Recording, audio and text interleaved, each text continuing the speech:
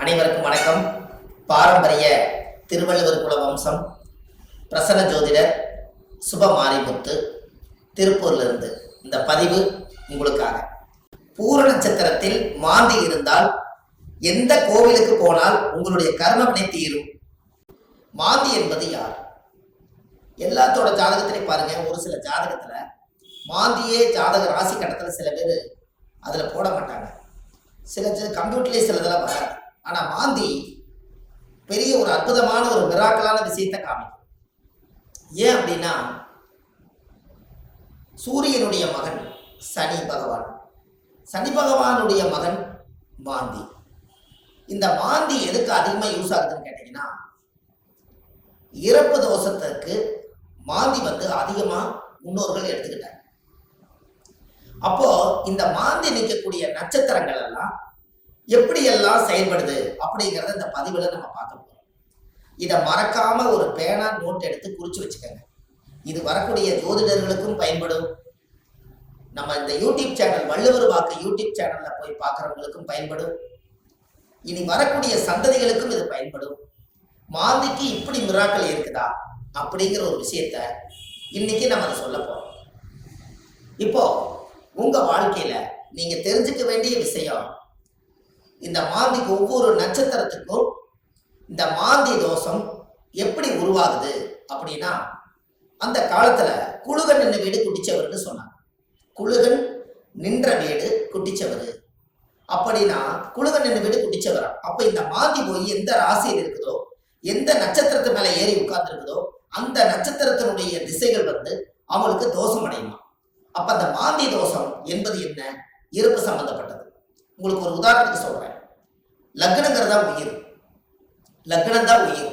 ஒரு மனிதனுக்கு ஒரு தாயுடைய கருவறையில இருந்து தொப்புள் கொடி அறுக்கும் நேரம் எந்த லக்னத்துல அவங்க பிறந்திருக்காங்களோ, அந்த லக்னம் எந்த நட்சத்திரத்துல கரெக்டா நிக்குதோ, அந்த நட்சத்திரத்து மேல இந்த மாந்தியோட தீட்டு தோஷம் அதுல இருக்கு. இது உங்களுக்கு தெரியுமா? இதை நீங்க கண்டிப்பா தெரிஞ்சுக்கணும்.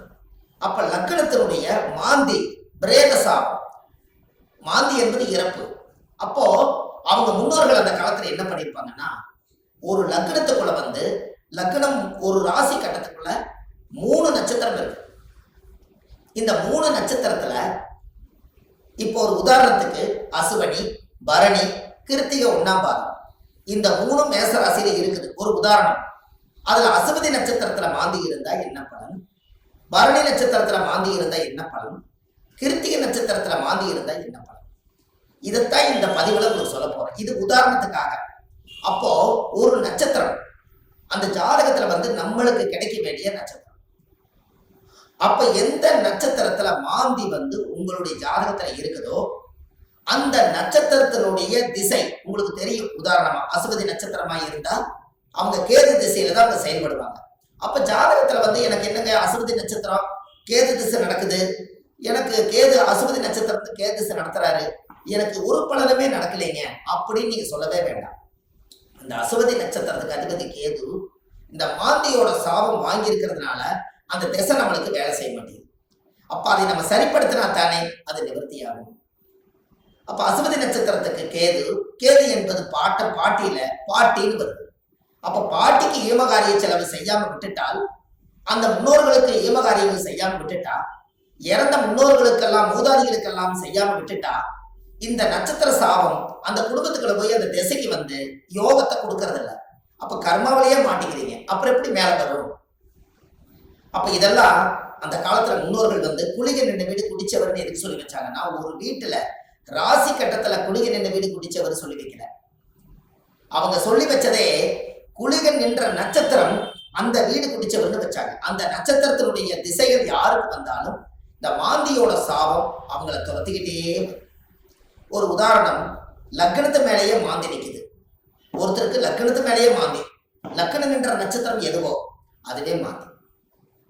அந்த மாந்தி சாபம் இருந்தா அவங்க என்ன ஒரு அனாதிபாடி எடுத்து அடக்கம் பண்ணுனா அவங்களுக்கு அந்த மாந்தி சாபம் நிவர்த்தி ஆகுங்கிறது ஒரு நூல். ஏன் அப்படின்னா, அந்த லக்கணத்துக்குள்ள மாந்தி பிறக்கும் போது ஒரு தாயுடைய கருவறையில இருந்து மாந்தி என்பது நிலையா இருக்கிறது, ஒரு ராசியில ரொம்ப நாள் இருக்கிறது. லக்னம் என்பது 2 மணி நேரத்துக்கு ஒரு லக்னம் நகர்ந்து வெளியில வந்துடும். கரெக்டா அந்த பிரசவமாகி இந்த லக்னம் போய் கரெக்டா மாந்தியோட நட்சத்திரத்துல போய் கரெக்டா அந்த லக்னம் உட்கார்ந்துட்டால் இந்த லக்னம் வந்து தீட்டாய் போயிடும். இதுதான் அதனுடைய பரம ரகசியம். நம்ம அவங்களுக்கு பாருங்க, அந்த லக்னம் போய் நின்ற நட்சத்திரத்துல போய் அந்த தீட்டு விழுந்துருச்சுன்னா முகமெல்லாம் மாறிடும். முகம் அவங்களோட தேஜஸ் இருக்காது, ஒரு இருளன்ற மாதிரி இருப்பாங்க. என்னமோ ஒரு தோஷம் அவங்கள தாக்கிட்டே இருக்கும். ஒரு செயல்பாடு சிறப்பா இருக்காது. எந்த ஒரு காரியம் எடுத்தாலும் தடை, வீட்டு காரியம் எடுத்தாலும் தடை, தொழில போய் ஜெயிக்கலாம்னா தடை, திருமண வாழ்க்கையில நிம்மதியா இருக்கலாம்னா திருமணத்துல திருப்தி இல்லை, குழந்தை பாக்கியம் பெற்றுக்கலாம்னா குழந்தைக்கு ஏதாவது ஒரு உச்சங்கள், பூர்வீகத்துல போய் வாழலாம்னா பூர்வீகத்துல முன்னோருடைய சாபம். இப்படி வந்து இந்த மாந்தியுடைய நட்சத்திர தோஷங்கள் உங்களுக்கு அதிகமான முறையில இது கர்மாவா செயல்படுது. அப்போ முன்னோர்கள் அந்த காலத்துல இதுக்கு எல்லாமே கோவில் வச்சிருக்காங்க பாருங்க. இதுதான் ஒரு ஹைலைட். இந்த ரகசியத்தை சொல்லாம விட்டுட்டா கடைசி வரைக்கும் உங்களுக்கு தெரியாமலே போய் ஒவ்வொருத்தருடைய ஜாதகத்திலையுமே எந்தெந்த நட்சத்திரத்துல மாந்தி இருக்குதோ அதற்குரிய கோவில்ல போய் சுவாமிக்கு தேங்காய் பழம் பூமாலை கல்கண்டு வாங்கி அர்ச்சனை பண்ணி சாமி கும்பிட்டு வந்துட்டால் உங்களுடைய அந்த நட்சத்திரத்தினுடைய மாந்தி சாபம் அன்றோடு அது நிவர்த்தியாது. அப்ப இது ஒரு பெரிய அற்புதம் அல்லவா? இப்ப நீங்க தெரிஞ்சுக்கணும். அப்ப அந்த கோவிலுடைய வரலாறு எங்க இருக்குது, அந்த கோவிலை நம்ம எப்படி கண்டுபிடிக்கிறது, இந்த கோயிலுக்கு போறதுக்கு வழிமுறைகள் என்ன, இது எல்லாமே நீங்க தெரிஞ்சுக்கிட்டா மட்டும்தான் அந்த வாழ்க்கை உங்களுக்கு கரெக்டா செயல்படும். அப்போ முன்னோர்கள் அந்த காலத்துல சூரியனுடைய மகன் சனி பகவான், சனி பகவானுடைய மகன் மாந்தி. அப்ப அப்பாவுடைய பேரன் தான் நம்மளுக்கு மாந்தி தோஷமா வர்றாரு. அப்ப அப்பாவுடைய சொத்து பிள்ளைக்குத்தானா, அப்பாவுடைய பாவம் பிள்ளைக்குத்தானே. அந்த கர்மாவில் இருந்துதான் உங்களால வெளியில வர முடியல. அப்ப இது மூலியமா தான் உங்களுக்கு கர்மா செயல்படுது. பாருங்க, உங்களுக்கு தாத்தாவோட சொத்து அந்த காலத்துல பாத்தீங்கன்னா தாத்தாவோட சொத்தை கொண்டு போய் வாழ்ந்து முடிச்சுட்டு உயிர் எழுதும் போது பேரன் பேர்ல போய் எழுதுவார். அப்ப சூரியனுக்கும் சனி பகவானுக்கு தொடர்பு இல்லை, மாந்திக்கு தான் தொடர்பு வருது. அப்போ அந்த ஜாதகத்திலேயே அப்ப மாந்தி என்பது உள்வனை கர்மா. மாந்தி என்பது முன்னோர்களுக்கு திதி கொடுக்காம விட்டுட்டீங்கன்னா அது நட்சத்திரத்தினுடைய மாந்தி போய் அந்த தோஷம் அடைஞ்சிடும். அந்த திசைகள்ல நம்மளுக்கு சரியான பிரச்சனைகள் வந்து எல்லா கோயிலுக்கு போயிட்டு வந்துட்டேங்க, எல்லா பூஜையும் பண்ணிட்டு வந்துட்டேன், எல்லா பரிகாரங்களும் சொன்னதெல்லாம் செய்திருக்கேன். ஆனா ஏன் எனக்கு வந்து ஒவ்வொரு நாளும் பலாபலம் மாறி வருது, எனக்கு எதுவுமே நடக்கலையே, இப்படி ஒரு கேள்வி பிறக்குது. அப்ப அந்த ஜாதகத்தை வாங்கி பார்த்தா நீங்க என்ன நட்சத்திரத்துல திசை நடக்குதுன்னு கேட்டா எனக்கு ஒரு நட்சத்திரம் அஸ்வினியில திசை நடக்குது, எனக்கு கேது திசை நடக்குதுங்க. கேது அது மாந்தியோட நட்சத்திரம், அஸ்வினியில இருந்து நிற்கும். அப்போ இப்படித்தான் ஒவ்வொருத்தருடைய நட்சத்திரத்தையும் இந்த மாந்தி லாக் பண்ணி வச்சிருக்கு. இதை தெரிஞ்சுக்கிட்டாலே உங்க வாழ்க்கை ரொம்ப சிறப்பா இருக்குமே. அப்ப இந்த மாந்திங்கிற ஒரு கர்மா கேரளாவில எல்லாம் பாத்தீங்கன்னா குளிகனை வச்சுதான் ஜாதகமே கணிப்பாங்க. அவங்களுக்கு கர்ம வினையை கண்டுபிடிக்கிறதே குளிகனை வச்சுதான். அதனாலதான் குளிகன் இந்த வீடு குட்டிச்சவர்னு அந்த காலத்துல சொன்னது. கேரளாவில் பிரசன்னம் பார்த்தாங்கன்னா குளிகை தோஷம் இருக்குதுங்கிறத அவங்க அதை தெளிவா சொல்லுவாங்க.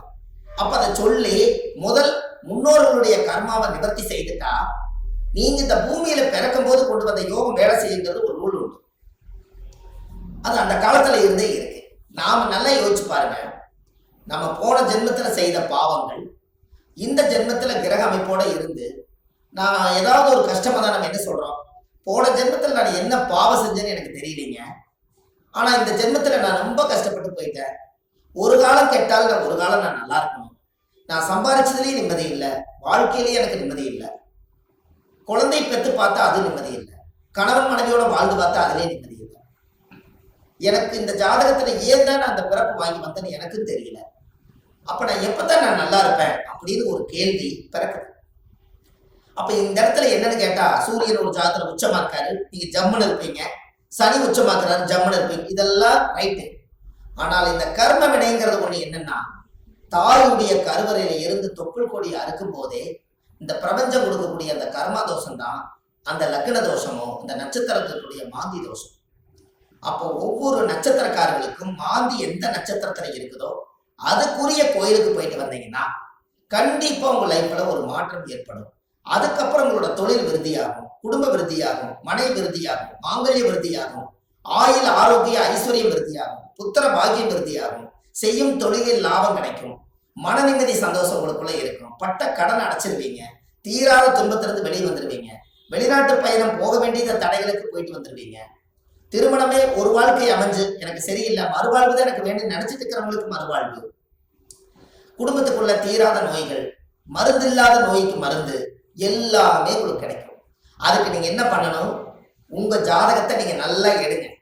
ஜாதகத்தை எடுத்து உங்க ஜாதகத்துல மாந்தி சாரமாகாத கிரகம் சோரம் போய் விடுமா, மாந்தி எந்த நட்சத்திரத்துல இருக்குதோ அந்த நட்சத்திரம் எதுன்னு பாருங்க. அந்த நட்சத்திர கோயிலுக்கு கரெக்டா நீங்க போயிட்டு வாங்க. உங்களுக்கு அந்த மாந்தி நின்ற நட்சத்திர தோஷம் நிவர்த்தியானால் உங்களுக்கு நடக்கிற குடும்பத்துல எல்லாம் நல்லா. அப்போ இந்த ஜாதகத்துல இவ்வளவு பெரிய ரகசியத்தை நிவர்த்தி பண்ணலைன்னா அது முடக்கு மாதிரி அப்படியே முடங்கி போயிடும். இதனாலதான் அந்த ஜாதகத்துல அந்த காலத்திலேயே இந்த விஷயத்த சொல்லி வச்சாங்க. இது இன்னைக்கு தான் அது வெளியில வருது, இருந்தாலும் பரவாயில்ல. இதுக்கு மேலே அது வெளியில வரலைன்னா கடைசி வரைக்கும் இந்த ரகசியம் தெரியாமலே. இப்ப ஜாதகத்துல நீங்க கண்டிப்பா தெரிஞ்சுக்க வேண்டிய விஷயம் இருக்குதா இல்லையா? உங்க முன்னோர்களுடைய கர்மாவை தான் நீங்க சுமந்துட்டு இருக்கிறீங்க. அதை இறக்கி வச்சுட்டாலே உங்க ஜாதகத்துல இருக்கிற யோகம் கட்டாயம் வேலை செய்யும் அல்லவா? ஒவ்வொருத்தரும் மனசுக்குள்ள நம்ம எதோ சம்மந்தம் இல்லாத உள்ளத்துக்குள்ள எதையாவது ஒரு மனசுக்குள்ள போட்டு பரட்டிட்டே இருக்கிறோம். என்னைக்குத்தான் நம்ம இந்த மனசுல இருந்து ரிலீஸ் ஆயிடுவோம் அப்படிங்கிற உள்ளம் ஒவ்வொரு நாளும் துடிக்குது. அதுக்கு எங்க தப்பு நடக்குதுன்னு நமக்கு தெரியணும் அல்லவா? திசை அடிப்படையில பார்த்தா எனக்கு திசை நல்லா இருக்குதுன்னு சொல்றாங்க, ஆனா மனசு சரியில்லை. நட்சத்திர அடிப்படையில பார்த்தா எனக்கு இந்த நட்சத்திரங்க, ஆனா இந்த வரைக்கும் நான் நல்லா வாழல. லக்னம் நல்ல லக்னத்துல தான் பிறந்திருக்குன்னு சொல்றாங்க, ஆனா லக்ன பிறப்புல நான் நல்லா வாழல. 9 கிரகங்களும் சரியான இடத்துல அமைஞ்சிருக்குதுன்னு சொல்லியிருக்காங்க, ஆனா இது வரைக்கும் எனக்கு 9 கிரகத்தினுடைய சூட்சமத்தினால நான் திருப்தி அடையல.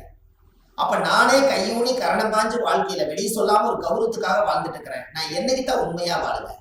இப்படிங்கிற கேள்வி ஜோதிடம் பார்க்க ஒவ்வொருத்தர்களுடைய உள்ளத்திலே துடிக்குது. அப்ப இந்த வாழ்க்கைக்கெல்லாம் மாந்தி தான் பிரதான தோஷம், அதுதான் ஊழ்வினை தோஷம், அதுதான் கர்மவினை தோஷம். முடக்கு தோஷத்துக்கு அப்பாற்பட்டு 100 விதமான தோஷத்துக்கு ஒரே தோஷம் மாந்தி தோஷம். இந்த இறப்புக்கு மட்டும் ஒரு பெரிய தோஷம் என்னன்னா மாந்தி தான் இறப்பு. உங்களுக்கு ஒண்ணு தெரியுமா? குளிகை காலத்துல சொல்லுவாங்க, ஒரு குளிகை காலத்துல ஒரு விஷயத்தை செஞ்சா திரும்ப திரும்ப செஞ்சுக்கிட்டே இருப்பாங்க. அப்ப நல்லது செஞ்சாலும் திரும்ப திரும்ப வரும், கெடுதல் செஞ்சாலும் திரும்ப திரும்ப வருமா? அப்ப குளிகை நேரத்துலதான் எதை செய்யணும்னு அந்த காலத்துல முன்னோர்கள் அதை யோசிச்சு வச்சிருக்காங்கல்ல. இது எல்லாம் தான் உலகத்துல இருக்கு. நீங்க போங்க, வள்ளுவர் வாக்குன்னு யூடியூப் சேனல்ல போனீங்கன்னா இது போல ஆயிரக்கணக்கான பரிகாரத்தை நிறைய கொடுத்துருக்கேன். கண்டிப்பா இதெல்லாம் நீங்க தெரிஞ்சுக்கணும். ஏன்னா அந்த மாந்தியோட சாபத்தை தீர்த்துட்டாலே உங்க வாழ்க்கையில ஒரு அஸ்வமேத யாகம் நடத்துறதுக்கு சமம் கொடுக்கும். எப்படி ஒரு பிரமாதமான ஒரு பிறப்புன்னு பாருங்க. அப்ப இந்த கண்டிப்பா உங்களுக்கு இதுக்கு ஒரு தீர்வு வேணும் அல்லவா? அதுக்கு நீங்க முதல் இந்த கோவிலை கண்டுபிடிக்கிறதுக்கு முன்னாடி முதல் நீங்க வீடு வாசல்லாம் வலிச்சு சுத்தப்படுத்திட்டு, இந்த மாந்திக்கு ஏதாவது ஒரு அனாதையா இறந்து போயிருந்தாலும் இல்ல ஒரு இறப்புக்கு நீங்க போனாலும், எங்களோட வாழ்க்கையில மாந்தி தோஷம் பிரேத தோஷம். யாருடைய நட்சத்திரத்துல மாந்தி இருக்கு அந்த நட்சத்திரத்துக்கு பிரேத தோஷம். அதனால இறந்தவங்களுக்கு ஏதாவது ஒரு ரோஜாப்பூ மாலை வாங்கி கொண்டு போய் மாலை போட்டுவாங்க. அப்படி இல்லைன்னா ஒரு வில்வ மாலை வாங்கி கொண்டு போய் போட்டுவாங்க. அதை போட்டுட்டு வீட்டுல மஞ்சள் தண்ணி கல்லுப்பு போட்டு வீடு வாசல்லாம் வலிச்சு நீங்க சுத்தப்படுத்தி உங்க குலதெய்வ கோயில போய் 11 ரூபாய் காணிக்க, வெத்தலைப்பாக்கு, எலுமிச்சம்பழம் இதை கொண்டு போய் சாமியோட பாதத்துல வச்சு கும்பிட்டுட்டு இந்த மாந்திக்கு உண்டான கோவிலுக்கு நீங்க போயிட்டு வரணும். பூர நட்சத்திரத்தில் மாந்தி இருந்தால் ஸ்ரீவல்லிபுத்தூரில் ஆண்டாள் அம்மையாருக்கு சுவாமிக்கு தேங்காய் பழம், பூமாலை, கல்கண்டு வாங்கி அர்ச்சனை செய்து வணங்கி வந்தால் உங்களுடைய ஜென்ம மாந்தி சாபம் அன்றோடு நிவர்த்தியாகும், வாழ்க்கை வளமாகும். அப்ப அந்த கோவிலுக்கு நீங்க போறதுக்கு முன்னாடி இந்த வீடு வாசல்லாம் வலிச்சு நீங்க சுத்தப்படுத்தி, குழந்தை பிறந்த வீடு, வயசுக்கு வந்த வீடு, இறந்த வீடு, இந்த வீட்டுகளுக்கெல்லாம் நீங்க போகாம இந்த பிரேதத்துக்கு நீங்க மாலை போட்டுட்டு 3வது நாள்ல இருந்து ஒரு 3 நாளைக்காவது வீடு வாசல்லாம் வலிச்சு சுத்தப்படுத்தி நான்வெஜ் எதுவுமே யூஸ் பண்ணாம நீங்க பரிசுத்தமா நீங்க இருக்கணும். இருந்துதான் நீங்க அந்த கர்மவினை தீர்க்கக்கூடிய கோயிலுக்கு நீங்க போயிட்டு வர முடியும். நல்லா புரிஞ்சுக்கங்க. இதுல குலதெய்வம் எனக்கு தெரியலீங்கன்னு சொன்னால் உபாசன தெய்வம், நீங்க என்ன இஷ்ட தெய்வத்தை இப்ப வணங்கிட்டு இருக்கிறீங்களோ அந்த தெய்வத்தோட பாதத்துல வெத்தலை வாக்கு, எலுமிச்சம்பழம், பூ, பழம், கனி வச்சு சாமி கும்பிடுங்க. ஒருவேளை எனக்கு உபாசன தெய்வம் தெரியலனா விநாயகர் கோயில வச்சு சாமி கும்பிடுங்க. வினையை தீர்க்கக்கூடியவர் விநாயகர். அப்படி ஒருவேளை எனக்கு விநாயகர் கோயிலும் முடியலனா முருகன் கோயில்ல திருச்செந்தூர் முருகனை நினைச்சுக்கலாம். 6 பட வீட்டுல எந்த படம் வேணாலும் நீங்க எடுத்துக்கலாம். இப்படி ஏதாவது ஒரு தெய்வாலயத்துல வெத்தலை பாக்கு 11 ரூபாய் காணிக்க, எலுமிச்சம்பழம் இதை வச்சு நான் இந்த கர்ம வினையை தீர்த்துட்டு வர்றேன், அதை தீர்த்துட்டு வந்ததுக்கு அப்புறம் என்னுடைய வாழ்வாதாரம் நல்லா இருக்குன்னு சொல்லி நீங்க அந்த ஒரு மூல மந்திரத்தை நீங்க ஒரு கோயில்ல போய் சொல்லணும். என்னன்னு சொல்லணும்? முற்பிறவியில செய்த பாவங்கள் என்னோட கர்மாவெல்லாம் தீரணும்னு சொல்லி கோயில்ல நீங்க விளக்கு போட்டு ஒரு 21 முறையாவது அந்த கோயில் முன்னாடி போய் சாமி கிட்ட சொல்லணும். என்னன்னு? முற்பிறவியில செய்த பாவங்கள் எப்பிறவிக்கும் தொடராமல் இருக்க, இப்பிறவியிலேயே என்னுடைய தந்தை வழியில வந்த கர்ம வினைகளும் தாய் வழியில வந்த கர்ம வினைகளும் என்னுடைய இந்த பூர்வ ஜென்மத்துல நான் இந்த பூமியில கொண்டு வந்த கர்ம வினைகளும் இன்றோடு நிவர்த்தி ஆகட்டுன்னு சொல்லி உங்க ஜாதகத்துல இந்த கர்மா தோஷத்தை நீங்க சுத்தப்படுத்தியாச்சுன்னா அன்னையோட உங்க வாழ்க்கை ரொம்ப சிறப்பா இருக்கும். இதை சொல்லி விளக்கு போட்டு சாமி கும்பிட்டு தேங்காய் பழம் பூமாலை கல்கண்டு வாங்கி அர்ச்சனை பண்ணி சாமி கும்பிட்டு வாங்க. அன்னையோட அது நிவர்த்தி ஆகும். அந்த கோவில் என்னங்கிறது தான் இப்போ உங்களுக்கு சொல்ல போறேன். ஏன்னா இந்த கோயில் நம்ம எப்ப சொல்லணுங்கிற ஒரு விதி இருக்குது. இந்த அர்த்தங்கள் எல்லாம் புரியாம நீங்க கோயிலுக்கு தெரிஞ்சிட்டாலோ கோயிலுக்கு போனாலோ விவரம் பத்தாது. அதனால நீங்க இதை செஞ்சீங்கன்னா உங்க வாழ்க்கை ரொம்ப பிரமாதமா இருக்கும் என்று சொல்லி இந்த ஒவ்வொருத்தரோட வாழ்க்கையிலையுமே இந்த மாந்தி தோஷம் நம்மளை ரொம்ப கடுமையான பாதிப்புல கொண்டு போய் எல்லா மக்களையும் உட்கார வச்சதுனால இந்த மாந்தியிலிருந்து நீங்க விடுதலை ஆயிட்டால் உங்களுக்கு சுதந்திரம் கிடைச்சாச்சு. உங்க ஜாதகத்தினுடைய பிடியிலிருந்து, தோஷத்தினுடைய பிடியிலிருந்து, உங்க வாழ்வாதாரத்தினுடைய பிடியிலிருந்து நீங்க மிகப்பெரிய பிரம்மாண்டமான ஒரு ஆரோக்கியமான வாழ்க்கை வாழுவீங்க. இந்த மாந்தி சாபத்தை நிவர்த்தி பண்ணிட்டு வாங்க. உங்க வாழ்க்கை எப்படி இருக்குதுன்னு மட்டும் பாருங்க. வள்ளுவர் வாக்குன்னு யூடியூப் சேனல்ல போயிட்டு இருக்குது. ஆன்லைன்லயே நம்ம ஜாதகம் பார்க்கறோம். Date of birth, time, place நீங்க கொடுத்தா போதும், ஜாதகத்தை கணிச்சு போன்லயே உங்களுக்கு சொல்லிடுறோம். இதுல உங்க ஜாதகத்துல கீழே போயிட்டு இருக்கிற நம்பருக்கு நீங்க ஒரு முன்பதிவு செய்து வச்சுக்கோங்க. இந்த மாதிரி 1000 பரிகாரங்கள் உங்களுக்கு எளிமையா கொடுத்துருக்கறனால இதை நீங்க ஒரு சப்ஸ்கிரைப் பண்ணுங்க. டெய்லி போடக்கூடிய வீடியோ உங்களுக்கு வந்துடும். அப்ப இந்த ஒரு சூட்சமத்தை இன்னைக்கு இந்த மாந்தி தோஷத்தை நிவர்த்தி பண்றதுக்கு கட்டாயம் உங்களோட வாழ்க்கையில ஒரு மிகப்பெரிய ஒரு மாற்றத்தை நீங்க ஏற்படுத்த போகுது. அப்ப என்னென்ன நட்சத்திரத்துல மாந்தி இருந்தால் இந்த கர்மதோஷம் நீங்கிறத 27 நட்சத்திரத்துக்காரர்களுக்கும் இந்த வீடியோவை நான் உங்களுக்கு பதிவா கொடுக்குறேன். ஒவ்வொரு நட்சத்திரக்கார 27 நட்சத்திரத்துல யாராரு இந்த உலகத்துல எந்தெந்த நட்சத்திரத்துல நீங்க பிறந்திருக்கீங்களோ அந்தந்த நட்சத்திரத்துல போய் அதுக்குரிய கோயிலுக்கு போய் வழிபாடு பண்ணிட்டு வாங்க. கண்டிப்பா உங்க வாழ்க்கை நல்லா இருக்கும். அதுக்காக இந்த பதிவை கொடுக்குறேன். பாரம்பரிய திருவள்ளுவர் குல வம்சம், பிரசன்ன ஜோதிடர் சுப மாரிமுத்து, திருப்பூர்ல இருந்து. நன்றி, வணக்கம்.